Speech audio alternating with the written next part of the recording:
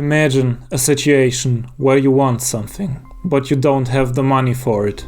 But you do have a lot of useless stuff lying around the house. And you think to yourself, what is money but a currency without any intrinsic value?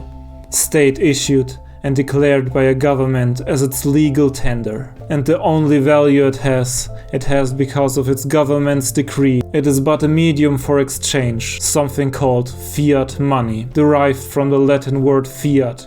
Let it be done. And you think to yourself, maybe I can trade the stuff I have for other goods and services without money as a medium of exchange. You know, barter for it, like in the olden times. If you found yourself in this exact predicament, you are not alone. I, for example, was once too lazy to change the flat tire on my bike and gave an old Eastern European dude in my neighborhood a bottle of vodka to change my tire for me, which he did perfectly and happily. I didn't know it at the time, but what I did back then, the Soviet Union used to do all the time, especially with vodka. Fun fact, this is one of two things I have in common with communist countries. I exchanged goods and services for vodka, and I still have to pay for my car, just like North Korea. But back to the point. Back when the Soviet Union was still strong and mighty, she desired something she could not have. Delicious, teeth-rotting sugar water with bubbles, also called Pepsi Cola. The problem the Soviet Union had at the time, however, was that its currency was basically worthless outside of the Soviet Union. So they struck a deal with Pepsi to import its sugary syrup in exchange for high-quality vodka. 1-to-1. And everybody involved was happy with it. The people behind the Iron Curtain could indulge in as much Pepsi as they wanted, and the company Pepsi could sell that high-quality Soviet Union vodka for great profit.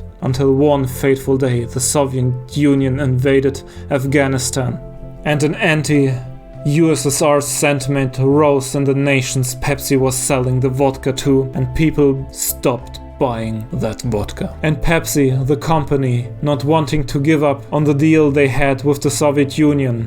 I mean, why would they? It's just war, and why care about a Cold War and your country's policies when there are profits to be made and bonuses on the line? So they struck another deal with the Soviet Union. Pepsi would keep sending its delicious sugary syrup in exchange for 17 old Soviet submarines, a cruiser, a frigate and a destroyer, and thus becoming one of the biggest militaries in the world at the time.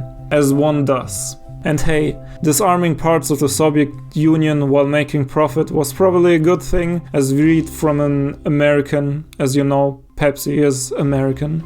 But Pepsi wasn't one of the largest militaries in the world for a long time. They had no use for military equipment. They're not like Samsung with their own military production facilities. So they sold everything to Northern Europe and made a great profit.